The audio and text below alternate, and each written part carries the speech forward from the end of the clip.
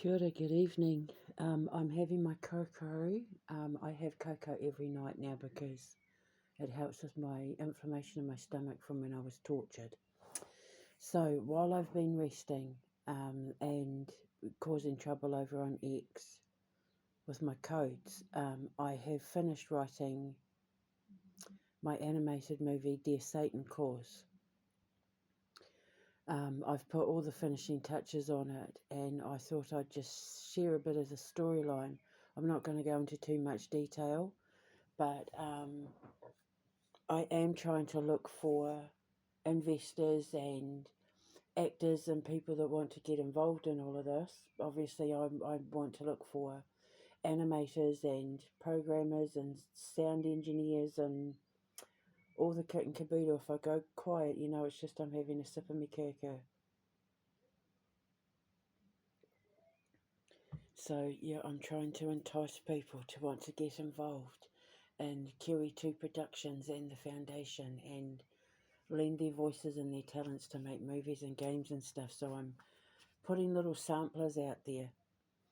So Dear Satan Cause is about a little girl called Erin who writes a letter to Santa because there's going to be a postal strike in November, and it's going to interrupt all the letters that get to Santa in the North Pole.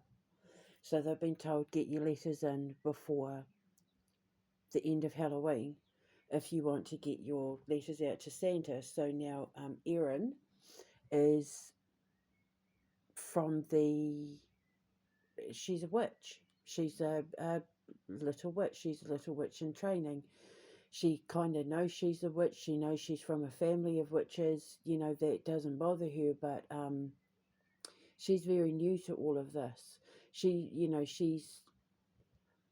Her wand is still her wooden spoon that she uses to help her mother, create magic potions in the form of yummy food and that. So, she's learning. She's only a little ikobaba, and she's also new to school and learning to read and write. So she accidentally sends the letter to Satan because she spells Santa's name wrong. But what she doesn't know is that Satan and Santa are actually twin brothers. And they both perform the same function just for different purposes. But they had a falling out. It's a grudge that's been going on for a couple of thousand years now. They have had a falling out, and they don't talk anymore. So when Satan gets this letter from Erin, he goes into complete meltdown because he doesn't know what to do. Satan is the guy that writes all the laws of the universe, and God is the one that encourages people to uphold those laws. And God basically teaches you what you should and shouldn't be doing to avoid ever having to meet Satan. If you aren't a bad person, you have absolutely nothing to worry about. But there are rules in place in the universe that are to teach us and guide us how to do right, not only by ourselves, but by our community and by our as civilization as a whole. And we have God and Satan there to teach us these lessons. So Satan invents the rules that shouldn't be broken. And then God upholds those rules and says, this is what you need to do to avoid meeting Satan. But then if you don't listen and you end up having to meet Satan, then, your fate is sealed. But he is like Santa, his twin brother. We're going to call them polar opposite identical twins. So where Santa's got like the white hair and white beard, Satan has the black hair and black beard. And where Santa rewards children who are good and punishes the kids that are bad, Satan does the same thing. Satan protects the pure and innocent and punishes the sinners. So they're no different. It's just that religion wants people to fear the lesson because or fear the taskmaster, because it gives them more control over what you should and shouldn't be afraid of. What you believe is out there having control over your spiritual development. Religion wants to be able to have have all the control over that, which is why they outlawed witchcraft in the first place. And I promised St. Joan of Arc that I would do this. I created the Alchemist Cavern to defend people like Joan of Arc, and the Pendle Hill witches and the Salem witches and all of that. So I'm doing my bit. And of course, Joan of Arc was executed for talking to God, and they said it was witchcraft and heresy, and she dressed like a boy and yada blah. So I'm defending her as well, and in return, we're going to help France get Marine Le Pen. So Satan gets this letter and he has a big meltdown. He doesn't know what to do. He, if you know Satan in the tarot card, he abides by draconian law. He writes the laws of the universe. Satan does, not God. Satan upholds them. So he tries to find a if someone mistakes you for Santa instead of Satan Claus, and he can't find a Dear Satan Claus. The name of the movie, Dear Satan Claus. There is no Dear Satan Claus. What do you do if someone accidentally writes Satan instead of Santa? There is none. He didn't put it in there because he didn't think it would happen. He must have been caught on an off day. So he calls God and he's like, Father, what do I do? Like I can't find this law, and like I don't have a clue. Like I don't know what I'm doing. I don't even know what I'm doing. And God is laughing so hard that he can't even really help Satan, because it's the funniest thing he's ever seen. His son has got to dress up and leave hell in order to play Santa for a little girl who didn't realise that she put magic in her letter and created a wish where she asked for Satan to deliver her present, her puppy. So he has the meltdown. He won't let his ego call his twin, Santa, to say help. So he's like, I'm just going to have to do it. And he doesn't even know where to begin. So then his Igor, his minion, says, like, Martha, why don't you go to Krampus? And so he goes, because he's like, he has to do, I thought of doing like like a montage sort of thing where he's got pencil and paper and he's writing notes down. He's looking up stuff on the internet, but like his computer is like really old, like a really, really old computer, where it might still have like dial-up wireless and all that, make it really old. But then he's sitting there with his pencil and paper, like taking notes about Santa and what Santa does and that. And he's like, I'm going to need a sleigh, I'm going to need reindeer, I'm going to need a sack, we're going to need to like make presents and all of this sort of thing. So Igor says to him, go to Krampus, he might be able to help. And Krampus says, well, I can lend you my sack, but it's going to need cleansing. Like, you're going to need to clean it out, because there's some dark stuff around this, and if that little girl's a pure and innocent, like, you can't be taking any of your dark side, like juju with you and that, because you'll scare the life out of her. So then he gets sent to someone else who helps cleanse the sack, and then he's sent to somebody else to find his reindeer, and then he's sent to somebody else to get his suit, and the whole time there's a TV evangelist who gets wind that Satan is coming to be Santa, and she knows that if anybody finds out that Satan actually isn't anyone to fear, as long as you don't sin. Once people figure that out, TV evangelists and that will have no sway over the way people see God and Satan anymore, because TV evangelists, they make all their money reminding people about the devil and Satan, and they feed off that stuff. So Satan finds out about this TV evangelist saying that Satan's going to be seen over this town at Christmas Eve and blah blah blah, and it's a sign of the apocalypse and all of that. So Satan goes to the TV evangelist and says, "You've got to stop. Like it's not what you think, and you I know who you are. I know who you really are." And this TV evangelist is like, "Oh, fine," and takes their mask off and reveals themselves to be like the devil, a devil. And this devil's like, "Don't say anything. Don't give my record away." He's like, "I'm making a lot of money off these desperate people," and and he's mocking them, and she's mocking them, and she's married to a senator, and she talks the senator into getting the army involved to shoot this. She's gonna, I don't know, we haven't decided yet if we're gonna say missile or foreign object or aircraft of like an enemy. We're thinking some sort of like missile or foreign craft um, to, to shoot it down.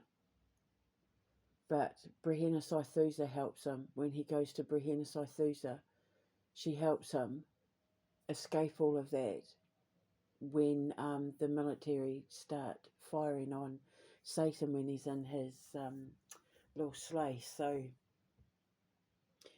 the TV evangelist is revealed to be the devil, who's basically just feeding off the souls of people who are looking for hope and salvation, and making a ton of money from it. But Satan's like, "You can relax. I can't do anything because I haven't been called to deal with you."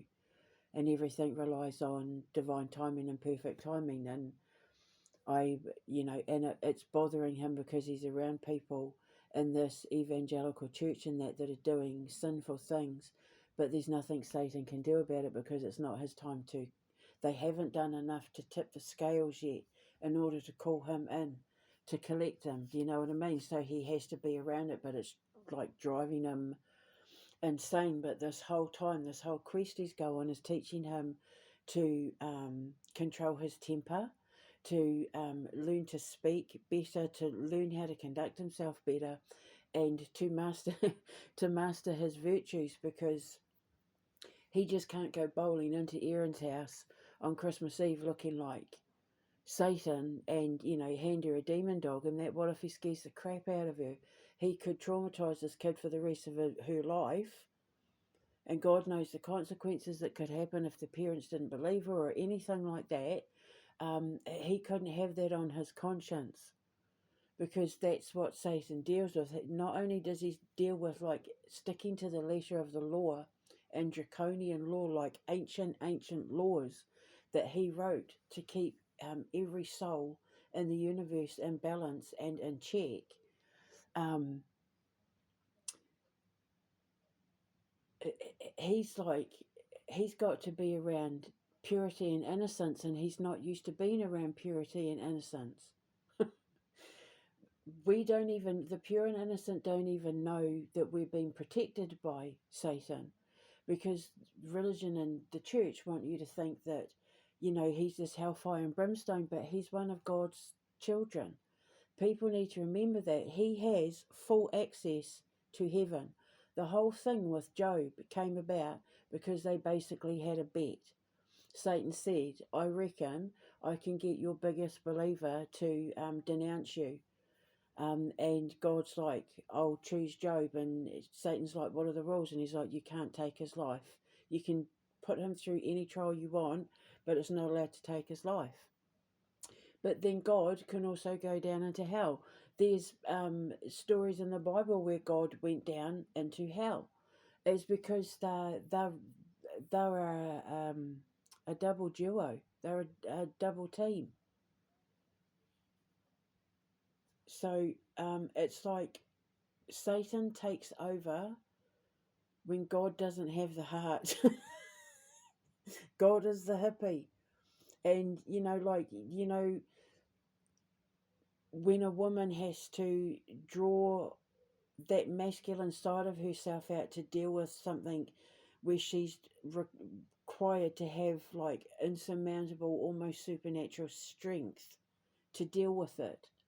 That's a woman stepping into her masculine energy. That's the same thing with God and religion. When God is needing the punishing side to come out, the wrath side, that's when Satan takes over.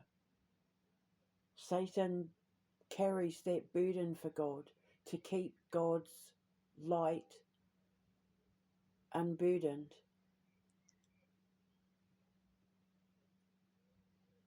Because Jesus was an empath and Jesus soaked it all up. Jesus soaked up all that energy. God is exactly the same. So Satan was put in place in order to lighten the load for God. And he has zero interest in anyone. He doesn't even know you're there if you're not on his radar. Just don't be on his radar. How do you get on his radar? By sinning. You just got to look at the 7 cardinal sins. As long as you don't commit any of those sins, and the karma you get from it isn't bad enough that you're having to get a visit from him, you're going to be completely fine. So this is a kids movie, and the way that I've written it, he has to go on a quest, and in going on this quest he finds himself, and it teaches him to drop the mask of the horns and the red skin and the hooves, and present himself for the beautiful dark-haired anime character that he is as the Prince of Darkness. And it's all about just teaching people the right way to see the message, and it's by using logic.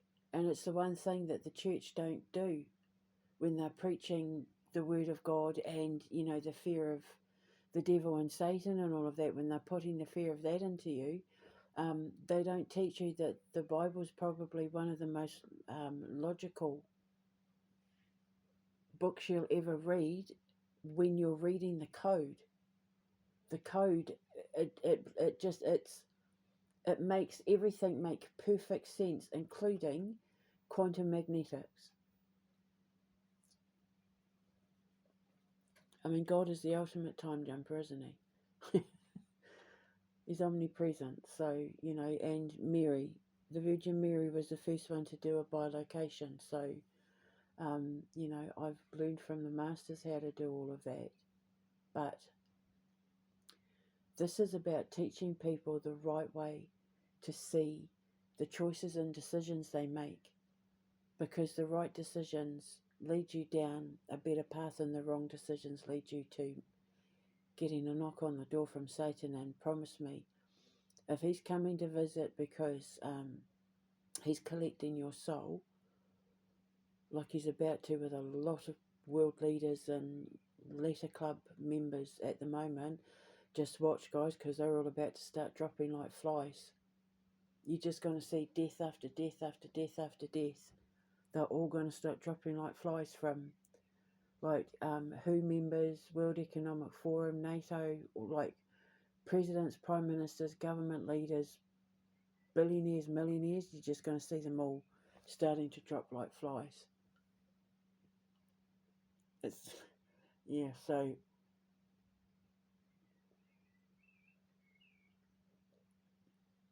this movie, he goes on a quest, and his nemesis is a TV evangelist who's actually a devil in disguise. And I haven't written whether the TV evangelist gets exposed yet, but he gets to Aaron's house and goes down the chimney to drop off the presents, and Santa's there. And then they have this big epic tanty, and it turns out the reason why they have been fighting for all those years is because they actually had a lot of respect and admiration for each other, but they mistook it for stealing, but it wasn't. It was being inspired by. I wasn't stealing from you. I was copying you because you inspired me. That. And it's like, so you mean to say that we haven't talked for all this time because we loved each other the most, sort of thing. So then, yeah, there's going to be there's like 1,000 times more things to it that I haven't added. I just have to be careful because I am used to people stealing my stuff. So um, it's going to be cute. Just think of Operation Prep and Landing. I'll put links in the description box so you can see. Just think of, the graphics and the kind of humour in that. It's going to be like Operation Prep and Landing. But there's more to the story than what I'm saying. But it's a beautiful story. And told correctly, it's teaching how to be good, wholesome people without preaching. And it uses logic. Anybody who tries to say that I'm trying to promote Satanism and stuff like that, I will happily debate them down and argue until I have made my point. That everything that I'm saying about the dynamic between God and Satan and the devil and Jesus is all based on logic and reasoning. Especially when you're dealing with the physics of karma, which is balance. Good and bad, up, down, left, right, in, out, yes, no, happy, sad. Everything has a balance. Every single thing, every action has an equal and opposite reaction. That is 100% true, especially when you're talking about time theory. And of course, Santa is the master of the time riders. I mean, he can deliver all those presents in what? 10 hours or something? 11 hours?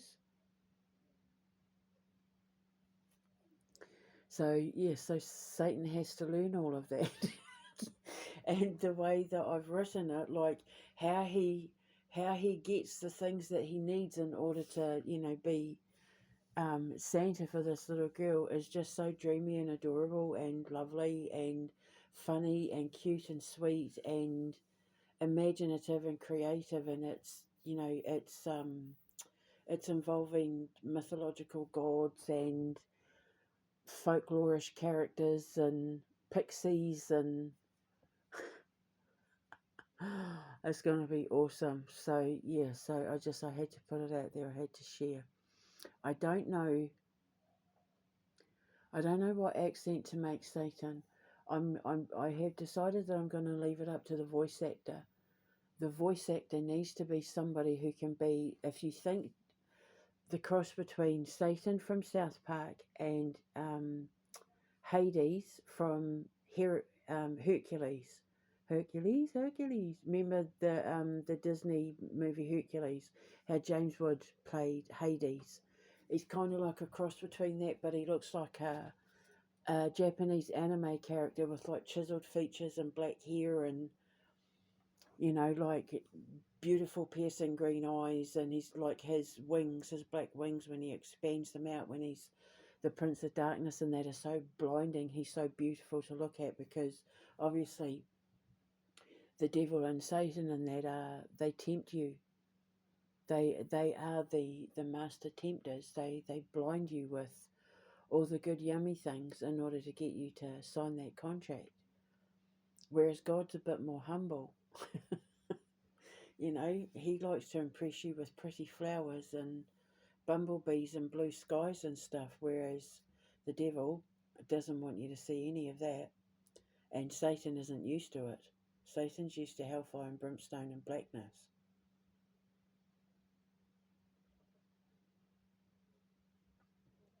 And when Satan collects souls, he comes up and under. He comes up and under them so they don't see it coming. He grabs them by their feet and sucks their souls down into the underbelly of the earth, just like in the movie Ghost. When they come and get Willie, when Willie dies, he gets hit by the car, is it? Does he get hit by the car and he dies? And the demons come and suck Willie's soul. suck a, suck his soul out through the shadows or something. That's exactly. But he comes in like faster than lightning. You don't even like. You're experiencing hell before your body's even hit the ground. That's how fast it is. So he doesn't knock on your door and say like, "Hi, I've come to collect your soul." He comes up from underneath you. But um, in the movie, we're not going to be dealing with any of the like. We're not there to terrify the kids. We're there to get people to question. Maybe they haven't been told things the right way. Satan isn't to be worshipped. You should only have one idol, and that should be God, or your God, whoever your God is. But Satan is not to be worshipped. He's to be respected. You have to respect him. You have to respect and abide by his laws, because if you don't, there is literal hell to pay. And with him, he always starts with that hell being on earth first, which is why we all need to be getting our shit together and working together to take our governments down, because we are living in hell on earth. And the only way we're going to be able to stop this is if we demand snap elections, like demand it, like how they're down in London at the moment demanding, a stop to the climate change and net zero and the geo engineering that they're doing and all of that. If they all did that, but where they were demanding an election, by law, the Prime Minister has no choice but to have an election. But people seem to be under the illusion that he controls whether you have another election or not, and he has nothing to do with it. The Prime Minister has no say over whether there's another election. If the people do a vote of no confidence and it's backed by the MPs, they do a vote of no confidence, then the King has no choice but to request the Prime Minister's resignation. So they have created hell on earth. We are surrounded by Lucifer and Baphomet and Baal and Molech and all of that. They are here, and now it's up to us to have to do something about it. But the only way that we can all do something about it is if you understand how this works, because you have to remember we are dealing with a holy war, and they are evil people. They are literally evil people. They eat babies. They want to kill people, kill the elderly for fun, and block out the sun so that you live in hell. And so you're telling me that they're not devils and demons? Are you kidding me? You can honestly look at Keir Starmer and Donald Trump and that and say, no, they're decent blokes. They're doing great for our countries.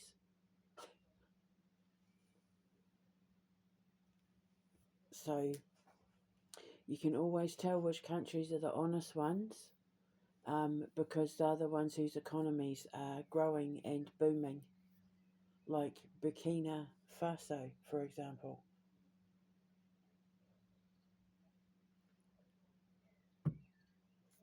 Once you expel the devil, you get to start again, but you have to understand how this works. Like, they work in symbology, they work in they have monikers for everything, and they work in symbology, but they don't know what they're doing. They're not good at it. So if they're putting all the stuff up on Tinterweb about Satan and scary blah blah blah, it's all done by design. It's all done to control the way you see the truth. And the truth is, Satan's not a bad guy like Putin. Not the bad guy. Satan's only the bad guy if you're a bad guy. And if you're not a bad guy, you don't have anything to worry about. Just don't do anything to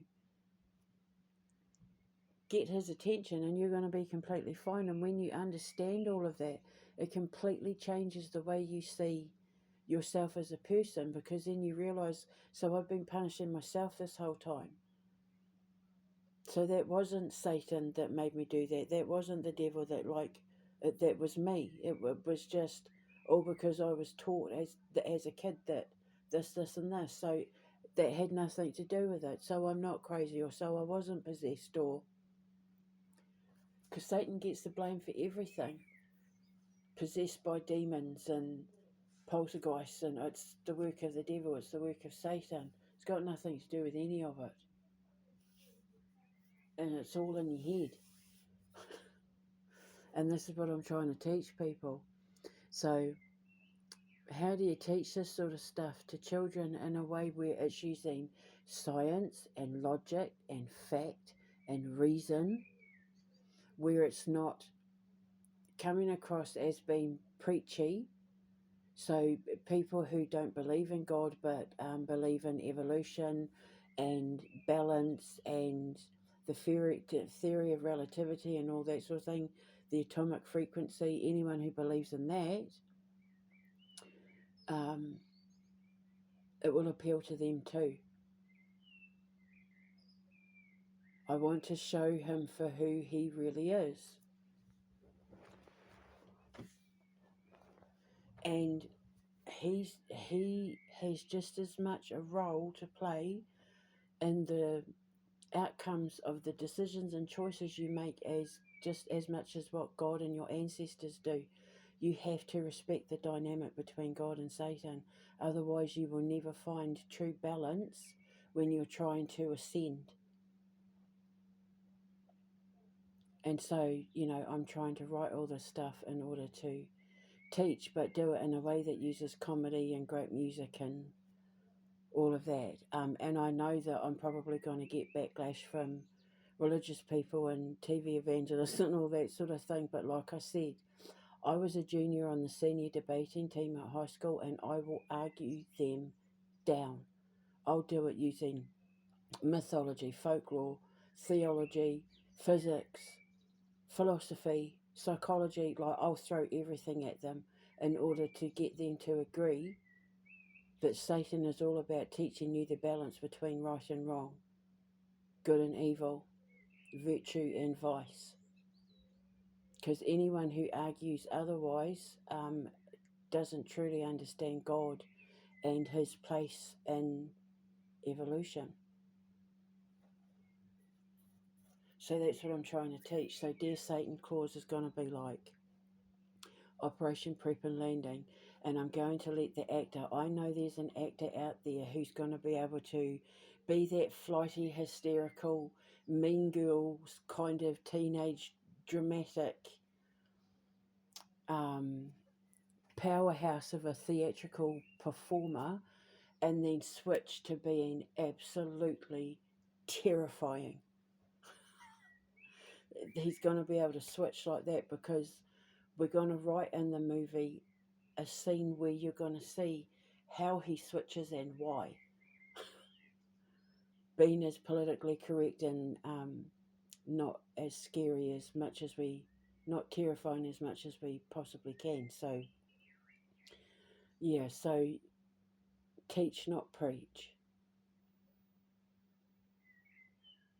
He's going to have this whole conversation with God about why am I always the bad guy? Like, why do I always get the blame for people making bad decisions, and that it's not my fault? Like, if you owe a debt, they get the debt collector, and if you miss car payments, they come and get the guy to tow your car away. I'm just doing the same thing, sort of thing. So, yeah, like there's this whole thing, and then he ends up finding himself and going on a quest and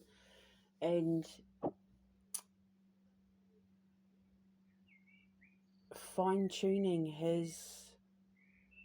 the way he chooses to come across to the world. So it changes the dynamic, and this TV evangelist who's going to be like this really thin, like anorexic style thin blonde woman who screeches with like long nails and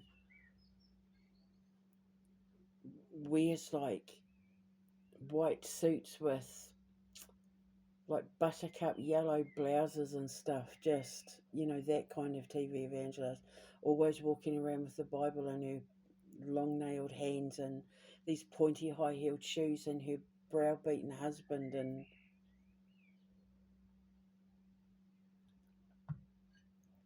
he's the devil in disguise. Or she. She's the devil in disguise. Women can be devils too. So, yeah, so that's Dear Satan Claus. And it has a sweet little ending, and it's got like this little running theme in it, and the quests that he goes on are just dreamy, especially when you get to meet his reindeer. When you see his reindeer are just, oh my god. So, yeah, so I'm going to leave his accent up to the actor. I'll know as soon as I hear his voice. That's the voice of Satan, that's him. And he needs to be able to, like, have that commanding, booming voice, and then be terrifying when he's angry, and then be flighty and hysterical. You know, when his cupcakes don't come out of the oven at the right time. His time is broken. He can't handle a soggy muffin. He's that kind of. So yeah, I've just had so much fun. I've spent since the boys were here on Tuesday finishing this wee story on my own, and I'm absolutely over the moon with it. I can't wait to see it. I can't wait to have the premiere, have the red carpet at our foundation, roll out the red carpet for all our people, and then we'll have like North Star Awards every year. We'll have like a big, roll out the red carpet and wear the gowns and get to be the A-list celebrities and that, to win awards for like, best musical score and a musical, and it'll be like the music for Message in a Bottle, and best voice and whatever, and best gaming this, and yeah, we'll just have all those awards and then roll out the red carpet. Boys will get to wear tuxedos and the girls will get to dress all pretty. So yeah, it'll be our Oscars in our own little corner of the world. Even if the red carpet's only like 6 feet long, we shall walk the red carpet. So they get to be the stars for the night. And when Northies, we're going to call them Northies. So, dear Satan Claus, I'm so excited. I can't wait to see my movies and my video games and my cartoons and that come to life. I really can't. So I just thought I would share that with you. And I shall speak to you later. Hold your head up high. Have a good evening. Ka kite anō. Mwah.